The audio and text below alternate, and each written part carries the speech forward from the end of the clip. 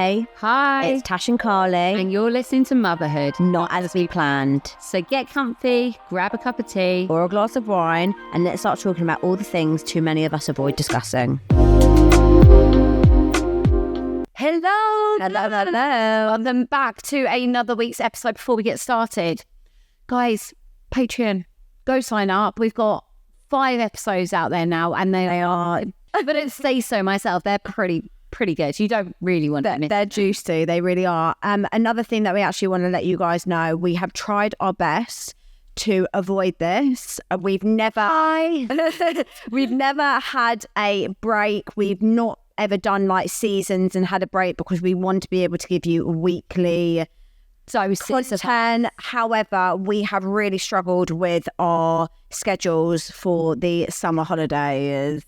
We are also single mums trying to juggle life and kids being off. And our holidays are clashing. Yeah. So basically, August, there will be no episodes, but there will be Patreon episodes. So even if you want to join just for the 1 month, it's only £1, just so you still get that weekly fix. Apologies for the people that wanted 2 lots of doses, but yeah, there's no way around it. But we will come back. Planned, isn't it? It's not as we planned, but we will come back in September with a fucking bang.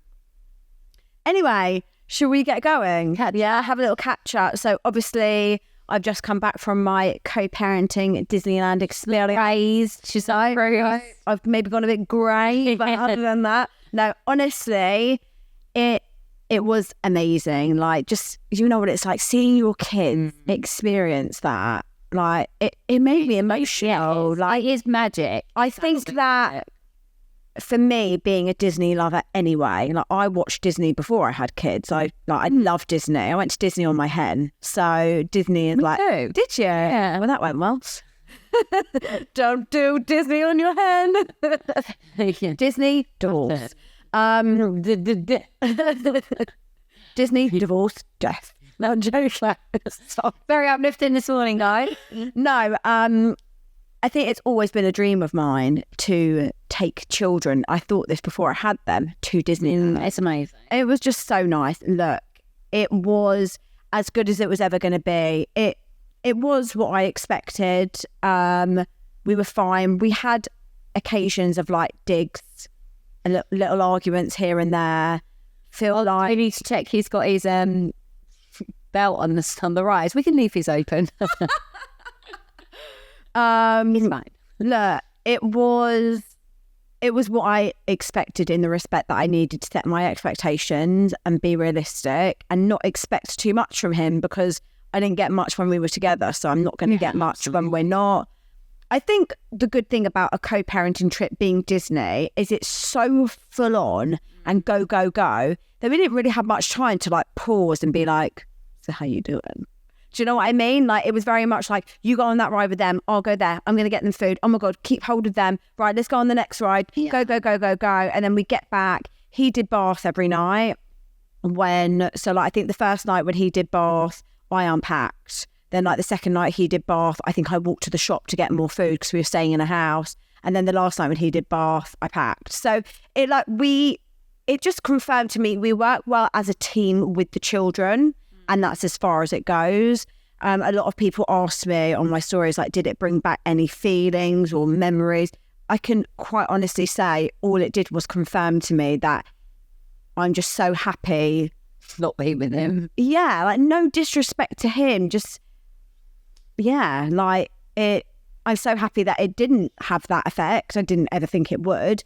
And also what's really great is it hasn't confused the kids at all. They have not asked or mentioned one thing. They didn't even say anything about the fact, like, how come we're together? Like, nothing. There was like no... They were like young though, aren't they? Yeah. I feel like if they were maybe older, they'd be like, oh, so what's going on here? Yeah, or like they might like think into it. Maybe that means mummy and dad are getting back together. But I think you're quite lucky they're still so young. Yeah. We got back and there's not been any mention of it at all. Like, there's been like talk of Disney, but nothing to do with like me and him.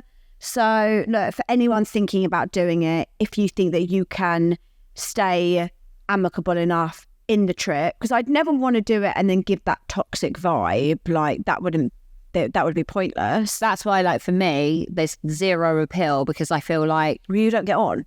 We don't get on, but I mean, when I think back to holidays when we were married, they were stressful and like anyway. Yeah. Like I can't imagine that being any better. And like, thing is, I'd only ever want a trip to be positive for my kids. And if I felt uncomfortable, I feel like my kids would absorb that. So I don't. Yeah. No. I don't even aspire to ever get there. I mean, there was one thing that happened in the middle of the night where I was like, oh God, I don't miss this. So it was a 4-bedroom house. He was sleeping in a room and then Rome was in the room with him. Blake and Ivy had a room and then I was upstairs. They were on the same floor and I was upstairs. So we didn't use the 4th bedroom because it felt like mean for like Rome to be on his own. And Blake always wakes up in the night and he woke up screaming and I woke up and I was like waiting to see if there were any footsteps. I was like, cool. And then I suddenly started hearing Rome cry too. So I ran downstairs. Luckily, I was dressed. Ran downstairs and Rome had woken up. Blake had woken up. It had woken Rome up in the other room and he was sleeping next to James. And Rome had come out of the room because he wasn't in a cot. Come out of the room, was just standing in the hallway crying. Nice. So I dealt with both of them, put Rome back to bed while James was just snoring. And it was like, What? cool. Like I woke up from upstairs. There's a child screaming like next to you, and he's like dead to the world. I think he was probably faking it. Probably like that.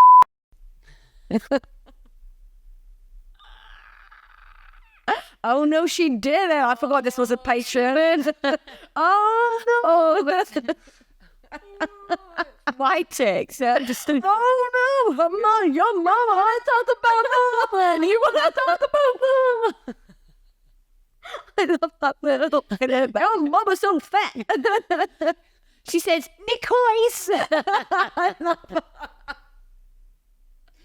Oh God. Anyway, so that was my update. It was really magical. And would I do it again?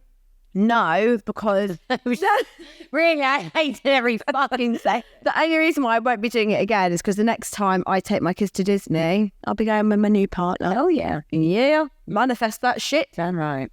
How are you? Oh, I feel like I'm so negative at the moment. I'm just really struggling at the moment. Last week, Milo wasn't that well. He was up literally every hour of every single night. Oh, that was horrible. And it was like worse than newborn days. And I felt that that accumulation, no sleep, having no recovery, like having to work in the day, and then he'd be so clingy and needy in the day, and then he couldn't go to nursery, like whatever it was. And I had that, managed to recuperate a little bit at the weekend because it was my weekend without the kids. Mm-hmm. So I was like, right, new week, new headspace, like we're going into a flat. I was really motivated not to let that like suck me in, because I think it's really easy sometimes when you've had a bad week to feel sorry for yourself and just carry on in like a bit of a vicious cycle. And I was yes, new week, sitting there, having the most productive Monday morning. Get a phone call from Milo's childminder. He's not himself. You need to come and get him. He kept falling asleep, but he'd been up all that night because on the way back to my house on Saturday evening at 10 to 6, he'd let him have a nap in the car. So he was up half the night, like he literally couldn't, he was wide awake at midnight. So obviously he was really tired on the Monday. So he kept falling asleep, and then he had a really bad stomach. It turned out he just needed a massive poo. And it was just one of those real big frustrations. Again, who is it that has to stop their work and change plans? I had an appointment that you can't take kids to. So I had to cancel that for the second time, because the last time I had to cancel it was when I turned up at Theo's school and didn't realise it was a inset day. And I couldn't take Theo. So it's 2 appointments I've cancelled now. I called his dad because I thought, like I've done every single one. He didn't pick up his phone and the message saying what's up. So I messaged him and let him know, and I haven't heard from him since. So it's just been a real frustrating week. Turns out Milo was fine, but it was things like that that were really, really bothering me. Sorry, I feel like all I've done is like attack recently, but I just think it's very apparent that I don't have a lot of support, and it is really frustrating for people in that situation. Anyway, Tuesday comes and I can feel my headspace getting worse and worse, and I'm thinking, you need to sort this out. And I'm really proud of myself how I've handled this, because I find when I'm in a bad headspace, I'm normally really snappy with the kids. My patience is short. Like if one of them does something unkind, like hurts the other one, I'll shout way quicker. And this week I really wanted to be a better mom because I felt like I've been that shouty, on edge, like temperamental shit mum. And yeah, we've just had a really positive week with the kids. I'm glad. Things like I've spoken a lot about like the overwhelm of being a single parent, the overwhelm of the load of it all. And I thought to myself, what can I do to alleviate some of that? So it was actually Theo who gave me the idea. He saw me washing up. He was like, Mummy, can I do that? I was like, yes, I'm going to teach you how to wash up. So yesterday evening, we all stood, he washed up. Then he was like, Mummy, can I help with something else? Like, it feels really nice to help. And I was like, oh, this is brilliant. Started cleaning. Go and make the bed. Not that I'm doing child labour, but it's hard. Down and give me more. Don't tell me to see your reflection in there. But yeah, they were cleaning like the sides. And then next week I'm going to come here and both your kids are going to be like with mops, like mopping the floor. Probably. But then like we all cleaned downstairs together. And I went to put them to bed last night, set my little robot Hoover off.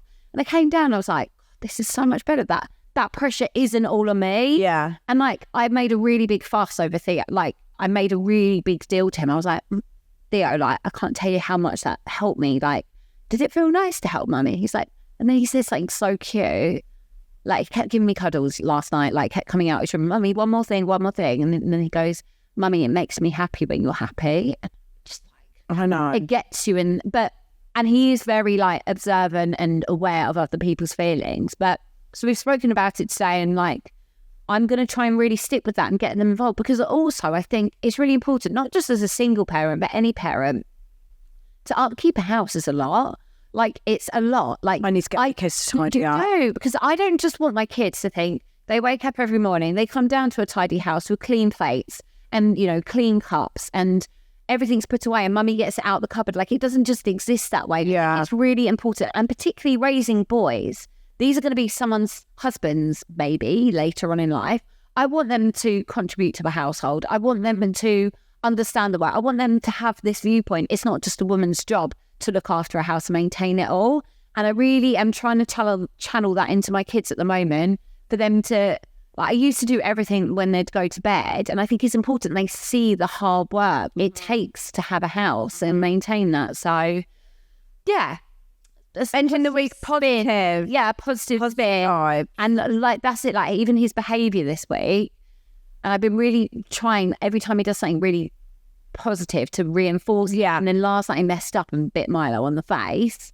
And I thought there was a part of me that was going to just be like, why have you done that now after everything?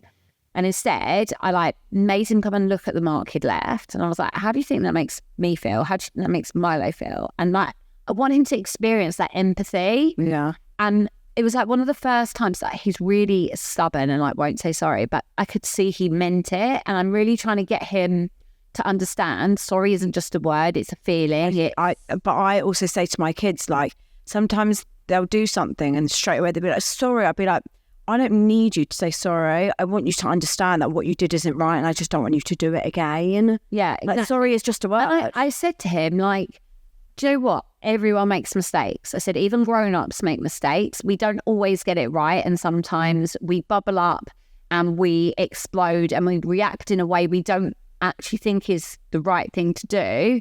But I said, you need to understand that you need to think about that and think about how that makes you feel. Mm-hmm. And next time we're going to try and do better. Mm-hmm. It's like things like, like just trying to teach them that at the moment. So a much more positive. Good, I'm glad. And should we dive into some emails? Do it. Okay. Fuck buddy help. Ooh, everyone loves a little fuck buddy. Do you? I don't know. I don't know. I'm a born again version. Hi, ladies. I've just discovered your podcast. Where you been, girl? We've been hiding. Absolutely loving it. I'm a divorced single mum, 5+ years, and relate to so much of what you talk about. I have a slight dilemma. To be honest, I know what I need to do, and that's move on, but I'm struggling. I recently decided to get back onto the apps and very quickly matched with my ex's very good-looking neighbour. Oh, risque. I'm talking tanned body, 6-pack, gorgeous face, the lot. Mm-hmm.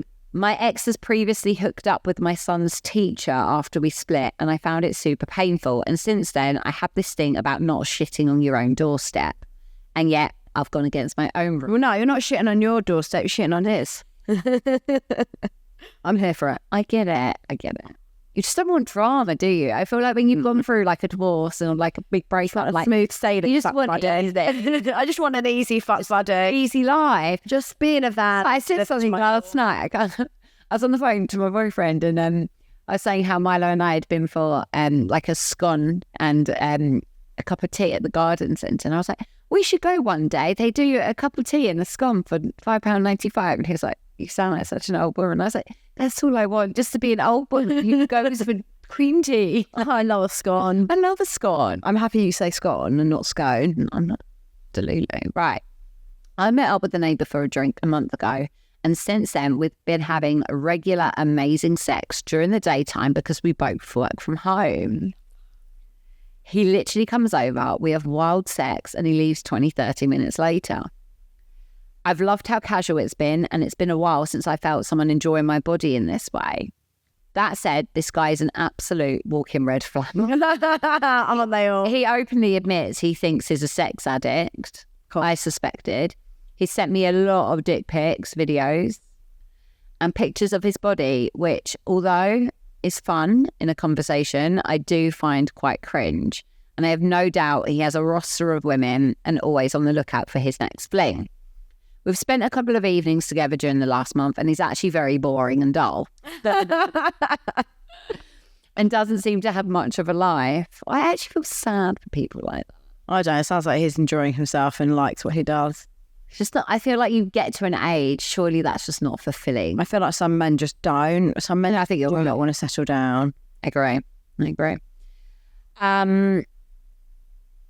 He doesn't have much of a life, so I was happy with the arrangement as it was and not interested in him in any other way.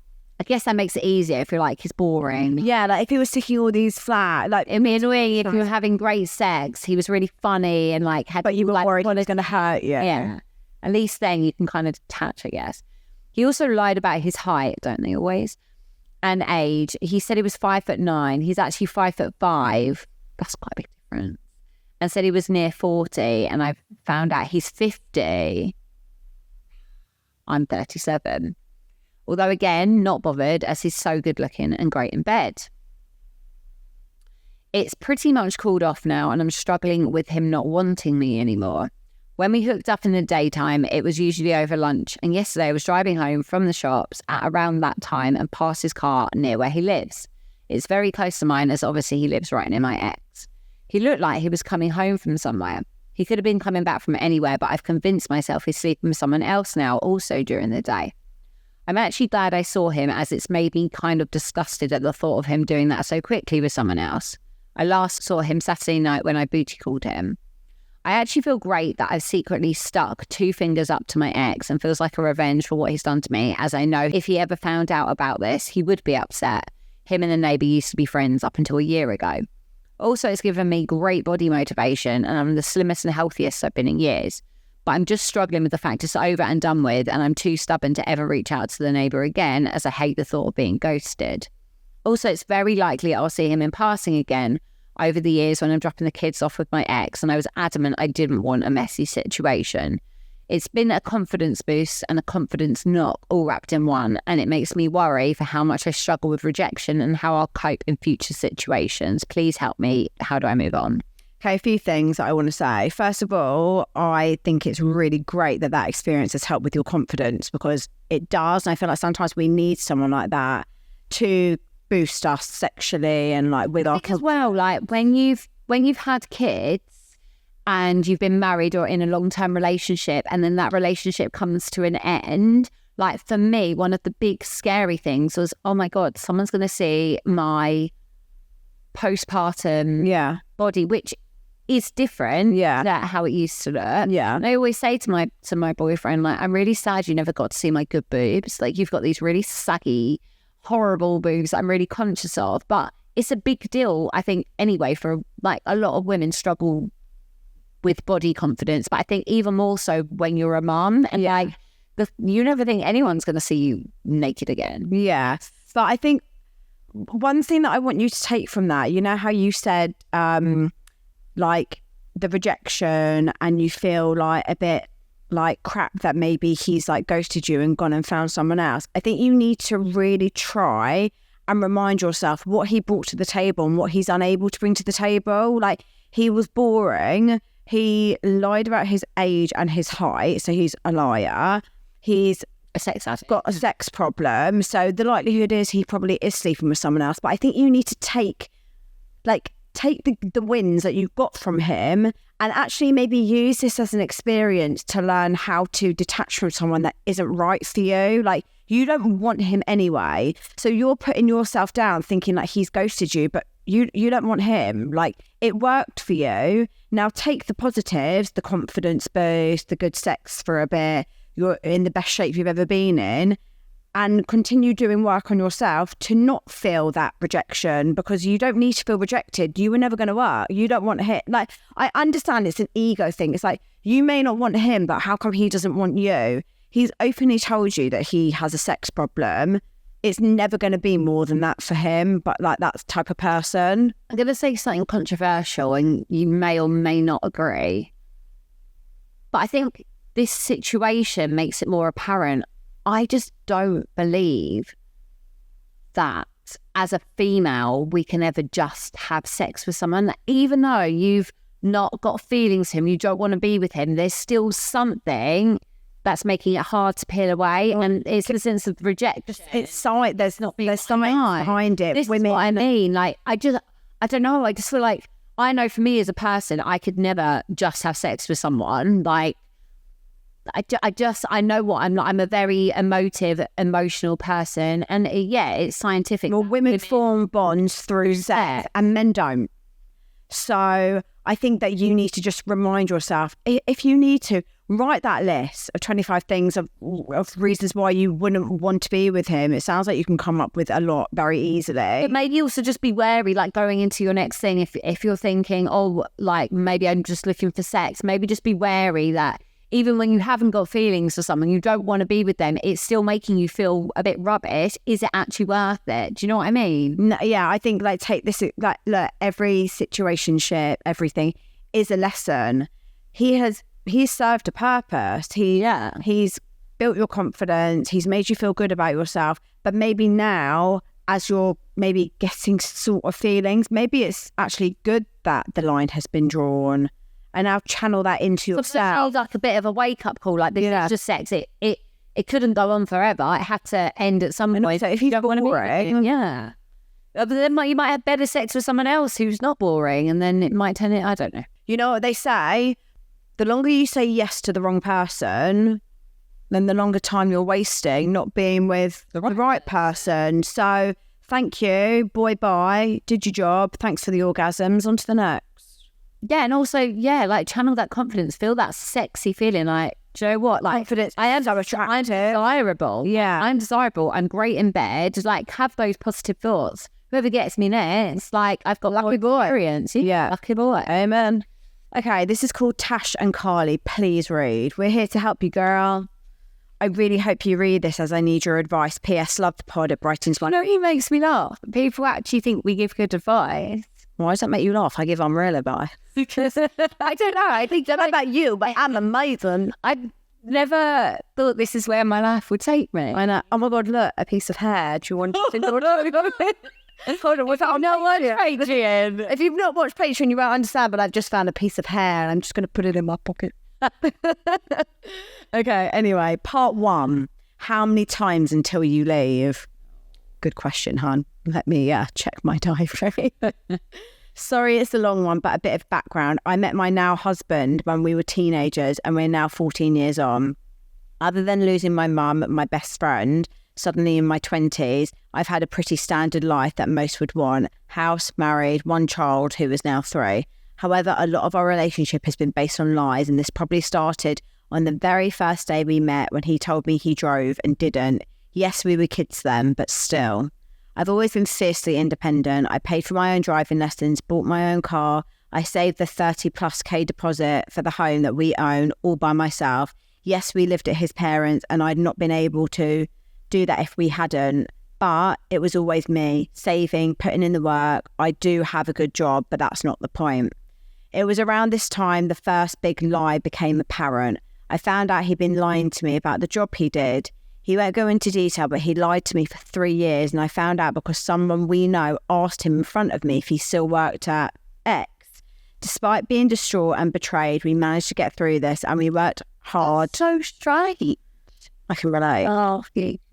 We worked hard to qualify in a trade and get a decent job to prove himself. He worked hard, sorry. Seeking out mortgage advice to purchase our first home a few years later, I then found out he had a credit card behind my back with around 6K on it. He hadn't told me and was so embarrassed that this was brought up during a credit search by the bank. It was hideous, and we ended up delaying moving out so he could pay everything back. I'm glad you made him pay it back and deal with his consequences rather than you bailing him out, because I think that's a lot of mistake people make. We started afresh, and eventually, not long after I lost my mum, we got our first home and it was the best day of my life. We then got engaged and married, and I fell pregnant with my son. Everything seemed perfect. Then around 6 months into maternity leave, I found out that he got us into a nearly 20 grand debt. He'd been buying clothes, shoes, spending money on credit cards like it was cash. As you can imagine, I was broken. On little to no money myself at the time, I felt so out of control and betrayed. I'd had the roughest time breastfeeding and adapting to being a new mum in COVID with no help and no mother of my own, and never felt more alone. Fast forward just over 2 years and we'd worked through it. We'd paid off most of the money with help from his family. Hugely embarrassing for me. I never asked a soul for a penny and always worked my arse off for what I have. We ended up paying some of the debt with some money from the house. Again, so disappointing and infuriating. For the last few years, though, things have seemed to get back on track. And when I asked him open questions about money, he would always answer me straight and direct and wasn't defensive. We were happy and enjoying our son growing up. Then around 6 months ago, he got a letter through the door and he was super shady about it. I asked him and he gave me some story about when his card was due renewal, and I swallowed it, but my gut told me otherwise. That night I even looked through the bins to see if it was there, and it wasn't. After a few conversations over the course of the week, it transpired that he had spent another 12 grand. He'd even hid brand new items he bought. He said he thinks he's got an addiction to buying things. That aside, who does this to their family again? I spent the last 7 months trying to build my trust for the third time. It's been so hard and I have zero respect at this point. In his defence, he's tried so hard this time, joined virtual spending addiction groups and has had a few counselling sessions, but it's dwindled off and the motivation isn't there. He is open about his money and offers me to look at his bank, but I refuse to wipe his arse for him. Good for you. Why should I monitor a grown-ass man's money? Sorry, this is so insane. I've coped for these last few months by trying to get comfortable with the fact that this is not in my control and it is his issue and he needs to deal with it. It's important to know that other than this, our relationship is everything one could want. We never argue. Our sex life has always been amazing. He's a great dad. But over the last 2 months, I've not been able to stop reflecting on this year so far, and I've realised I don't know if I can ever get that same trust, respect and love back that was once there. My gut is telling me I need to start fresh, but I'm so afraid. I also dread the thought of ruining my son's family. Part 2, it gets worse. Not so Prince Charming. Midpoint of my most recent... Other email? No, it's the same one. Midpoint of my most recent 2-month reflection on my life, around a month ago, I went out with work friends for a drink. I met someone in the group who I'd never spoken to before. He is a colleague at another establishment. We are all professionals and I can't give more away than that because it is too obvious. Think Grey's Anatomy. A bit dreamy. Anyway, we instantly connected, physically, emotionally, intellectually. He is so handsome and basically a dream guy. An absolute walking red flag though. Single, late 30s, the perfect job and lots of money, no wife, kids or girlfriend. Is that a red flag? Have his number. Anyway, on the train home, he grabbed my hand and held it the whole way back. We said goodbye. I couldn't understand why this person had fallen into my path in my life. Fast forward a month and we've been messaging on and off quite frequently. We've spoken once on FaceTime. It's been flirty, but he's also been so lovely and it's been hard not to catch feels. I also have to remember I'm married. However messy shit this is, he knows this too. For the last week or two, we hadn't really spoken and I felt quite sad. I had to realise that this wasn't going anywhere and I needed to realign my expectations of what I actually thought might happen. Then last weekend, the work lot went out for drinks. I went feeling in control of the situation. We hadn't spoken for a while and I had to convince myself that he was a nearly 40-year-old fuckboy and I was over it. But as the night went on, he gravitated towards me and drinks were flowing. We got talking more and more and the connection was undeniable and natural. I ended up walking back to his and we kissed. This is something I've never done before. Please don't judge me. It was fucking amazing. He tried to take things further and I ended up walking out. I had the most horrendous anxiety-ridden guilt for what happened. Despite this, it broke me walking away because really what I wanted to do was stay. Since then, he's been so cold. He has hardly messaged me. He's like a different person. He told me he doesn't think we should meet anymore. He said this for my benefit, not his. Yes, I know this is for the best, but it fucking hurts. I miss his messages, him. Did he really cut me off for me, or did his pride just get bruised when I walked out that night? Or did he just decide he doesn't like me? I wish I knew the answers. So yeah, karma bit me in the arse. I know I'm a dick, but I'm just a vulnerable human being who had been shat on, left by so many people, including my best friend I married. I'm just someone who wants to be loved and treated right. I've never felt so alone. Please help. I don't really know where to start. I feel like the first part, I think, is really hard because I do think a lot of the stories we hear, it's only like he's cheated on me. And I think this is a different kind of trust being broken in terms of the money. And I think it's a really big deal, especially when you become a family, because it's almost like they have that little respect or care for your family that they're putting you in these difficult, compromising situations. It's doing it behind your back. And yeah, it sounds like an addiction, but it still doesn't excuse the behaviour. It doesn't excuse the behaviour. So I understand that. Obviously, look, you know how I feel about infidelity, whether it was a kiss, whether it's something more. I understand in terms of you were feeling hurt and things like that. And perhaps if all those other things had happened and you'd met this person, it wouldn't have even gone through your head. I think you're writing in, you obviously know it's wrong. And I think what you need to sit down and do is work out what you really want. Do you want to sit down and put the work in with your husband and, you know, I don't know if you've tried anything like marriage counselling or anything like that, but you need to, just because someone does wrong, it doesn't mean you doing wrong makes it right. Two wrongs don't make a right. I agree. And as much as I can understand the inside justification for it, I'm not going to lie, you might hate me for saying it, but I still think what you've done is wrong. Like if I found out that my husband had even just kissed someone, that would still hurt me as much as if, I don't know, even like I saw something the other day and it was like, I don't know, for me, an emotional affair is just as bad as a sexual one. I actually, part of me thinks that's worse. Yeah. Someone forming that emotional connection with someone else, because I think to form an emotional connection with someone else, you have to allow that to happen. That's something that's bred over time. That's not an instant thing. Whereas, and I'm not saying like there's not one I'd prefer, because either way it's shit and that trust has been broken. But I think an emotional affair is one that time has some big accountability in that, and therefore that's a choice, that's a conscious choice you're making every day to allow yourself to become closer to someone else.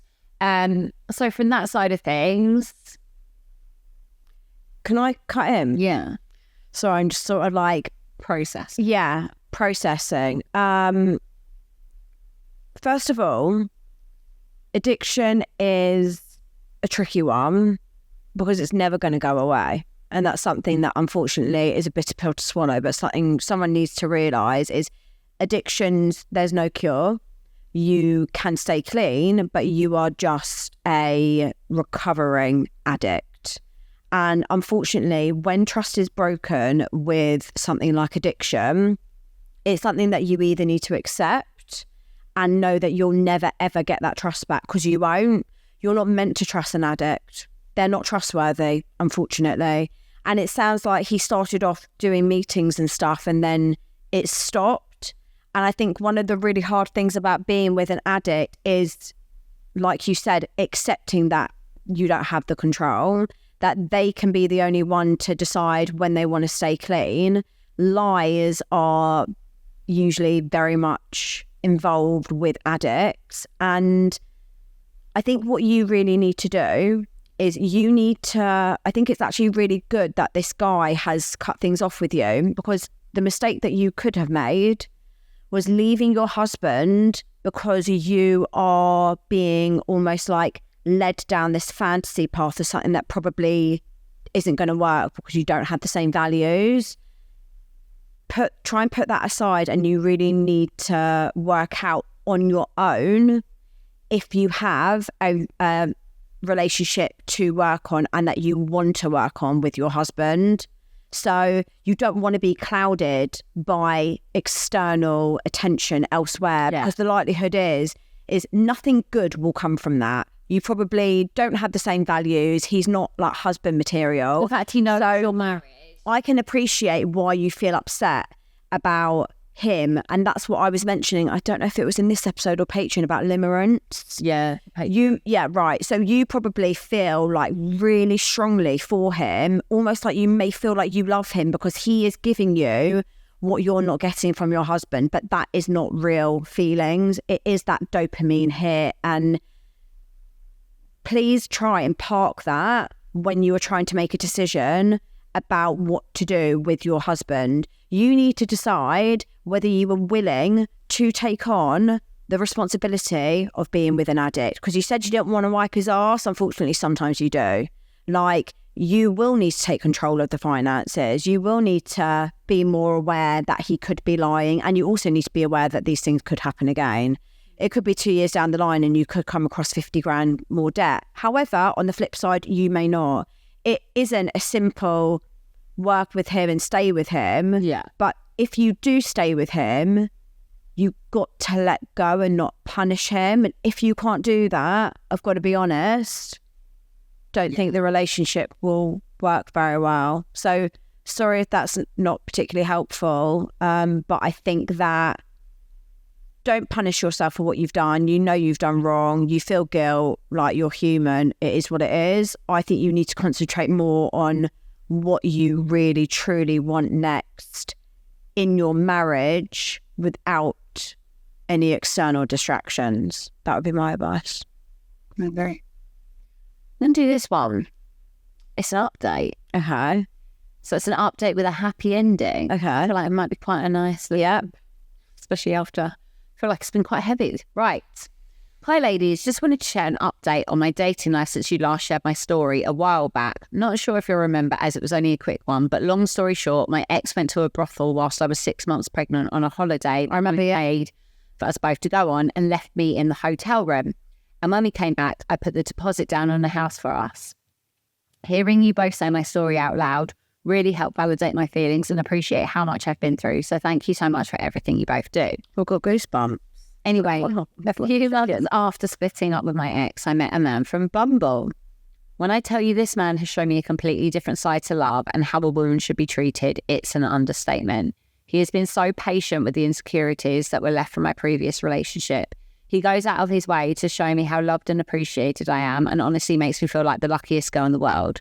We recently celebrated my birthday and he planned the most special weekend away. The thought that went into every detail was something I could have only dreamed of. He has the best relationship with my daughter and I love his daughter like my own. That's so cute. Our girls are now so close and we love spending time together as a family. I never ever considered I would meet someone with a child, but him bringing her into my life has just been an added bonus to the most healthy, loving and supportive relationship I've ever known. Oh, I love that. Is that the end? No. Oh. But just on that, like, obviously I've shared, like, me and my partner haven't introduced our kids yet. And we are definitely verging to obviously everything that happened with my ex, introducing his. Delayed it. And just a few factors. But like, I can't remember who I was talking to the other day, but I remember when I had Milo and I remember thinking like, I'm not done. Like I always thought I'd have 3 kids. I've always envisioned a big family, and I kind of had to let go of that when my marriage ended. And then I think I didn't know whether I'd want another child at some point or not. And I think what actually I've realised is maybe like for me having a blended family is what I want. Like, I don't know, I feel like I'm a very maternal person. I feel like I've got a lot of love to give. I feel like I'm very caring. And that kind of, whilst there are obviously like, it's terrifying, like what if they don't like you? What if our kids don't get on? And it's all those normal worries. I do feel like I'm hearing so many more positive stories about how it's like you become like an added person giving them love, but also like you get to love others as well. I think the idea of a blended family is actually really nice. Do you know how common it is? Yeah. As well. Like, yeah, anyway. Just want to say thank you both. I started following both your accounts when I split up with my ex, and it made me feel so much less alone when I was going through the hardest time in my life. Absolutely love the podcast. It has me laughing out loud every week, especially the bad saying stories. They make me thankful I'm no longer dating and hopefully never have to again. Oh, I love that. Go you. Well done. Okay. Confession of the week. Okay. This is called dating ghosting. I don't get it, but okay. Hi, ladies. So here's my confession of the week. I was going on a date with this guy. I was quite excited. The vibe was really good in messages. We were meeting at a bar in Soho. Still 5, blue eyes. I feel really bad saying this out loud, but here we go. I'll probably get my karma soon. I was on my way to the date and I believe I saw him walking from the train station.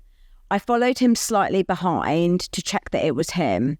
Eventually getting nearer, I realised it was him, and he was so unattractive. Oh, no. He was much shorter than he claimed on the app, so I stood him up. I messaged him saying that something had happened and I was so sorry, and then I blocked and deleted. Oh, good Lord. I know it's really harsh. I couldn't bring myself to see him. I didn't want to go on the date, and yeah, I'm waiting for my karma. Here we go. I don't know what I'd do. Do you know what? I've got to be honest. And wasting an evening with someone you know. It's not I've got to be honest. If I saw the person before the date and he was like literally like not for me, I don't think I'd be able to. That's why, like, it's FaceTime before dates not normal. So that's what we did, because I wanted to. I didn't. You didn't? No. That's like, we had a phone. We spoke on the phone. I think I was just so. I think I was so paranoid about it. I was literally. I know you were. Show me your legs. And I was trying to work out how tall he was, because he said he was 6'1". I was like, is he? He actually is. Yeah, no, I didn't. I was so sure of him, but I think if that happened to me, I would probably do the same. I wouldn't block and delete. I'm not very good at ignoring people. Like, I feel so bad. Oh. I probably would have made out a lie and phased it out. It's easier to have just gone and be like, it's not for me, rather than like, I feel like that. But the thought of it makes me feel really anxious. Yeah. Anyway, guys, thank you so much. Let's do a affirmation of the week. I thought I would repeat the serenity prayer, okay? Because this is relevant to life, but they say this. Yeah. And like AA, GA, all of those, okay? So God grant me the serenity to accept the things that I cannot change, the courage to change the things I can, and the wisdom to know the difference. I love it. Live by it. Repeat it. Yeah. Love you guys. Thank you so much. Go and follow, like, subscribe. See you on Patreon if you remember on Monday. Bye.